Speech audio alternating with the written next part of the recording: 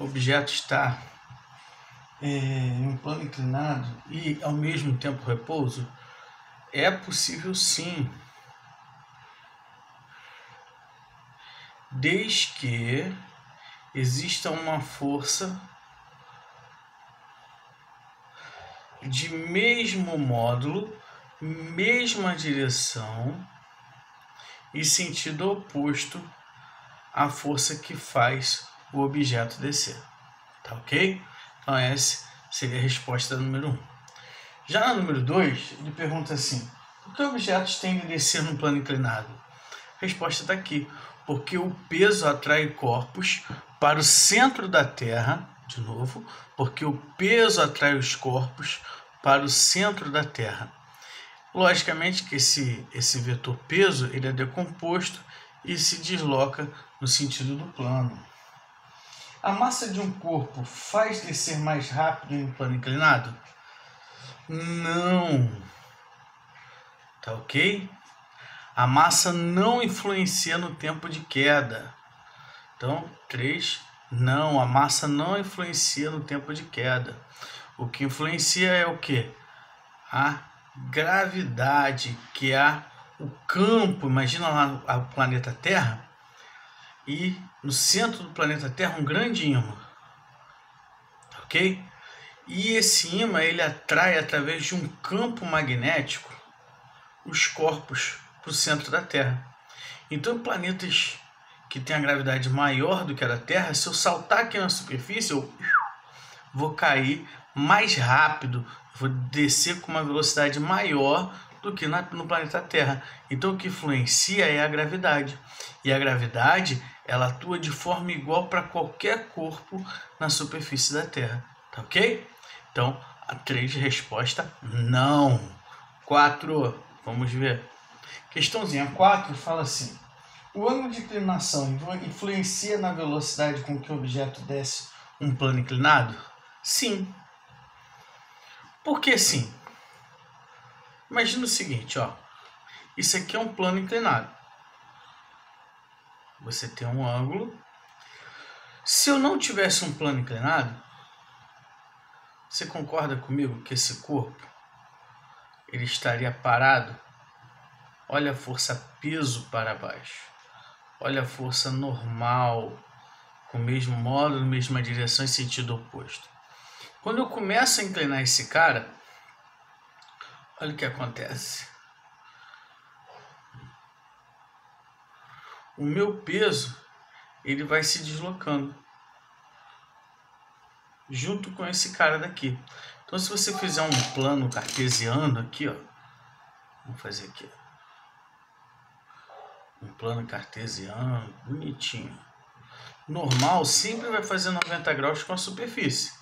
Então você vem aqui e desenha normal.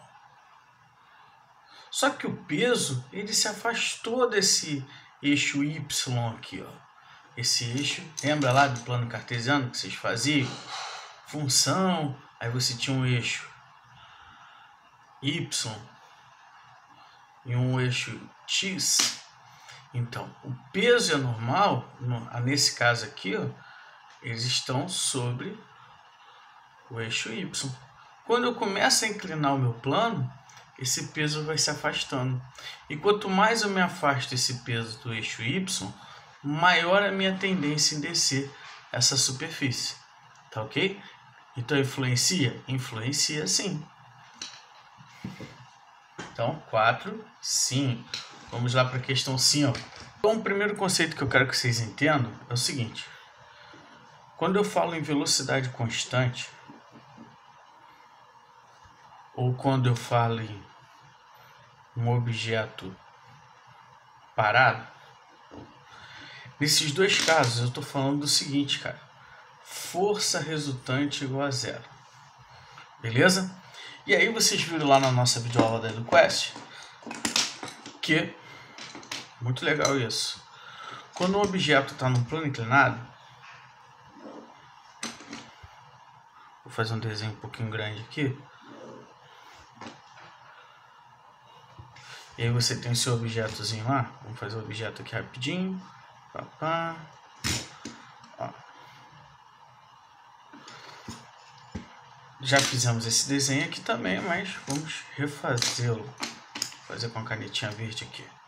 Vamos fazer a projeção, ó, do vetor x, da reta x, em paralelo ao meu plano. Então, para duas retas paralelas, são aquelas retas que não se encontram, né? Porque elas não têm ponto em comum.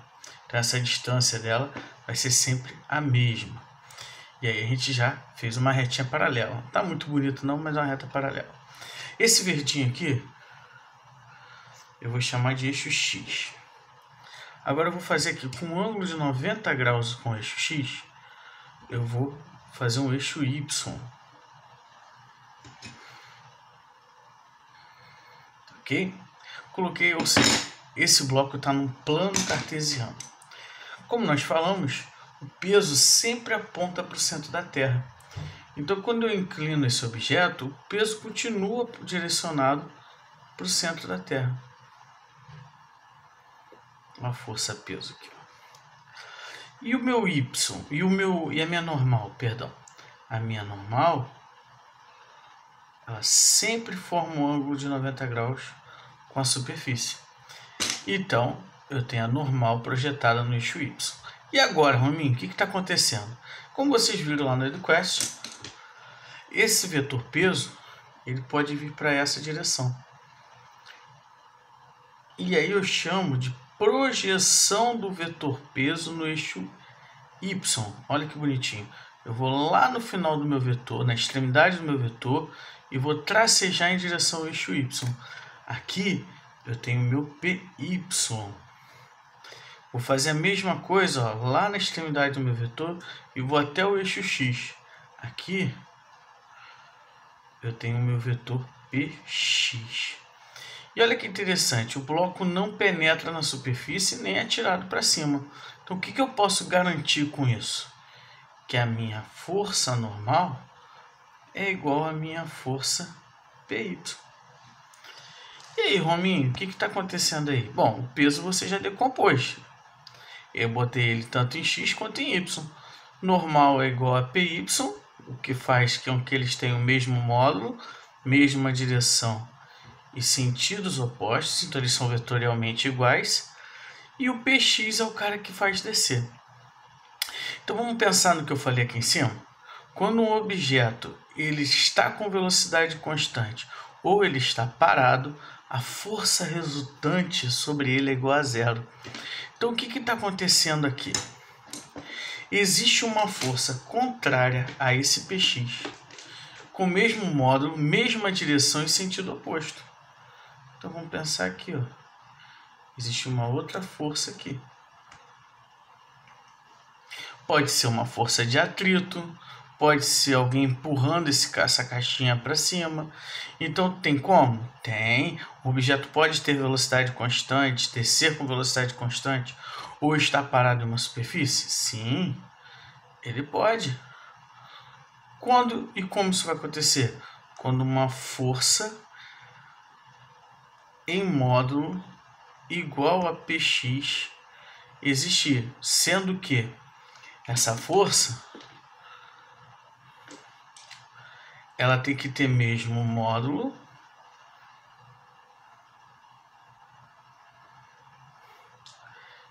e direção. Esses dois tem que ser igual ao Px. Porém, o sentido desse cara, vou botar aqui, o sentido, tá ok? Deverá ser oposto a Px, tá ok? Então isso pode acontecer? Pode. Que condições? Quando a minha força for igual a Px e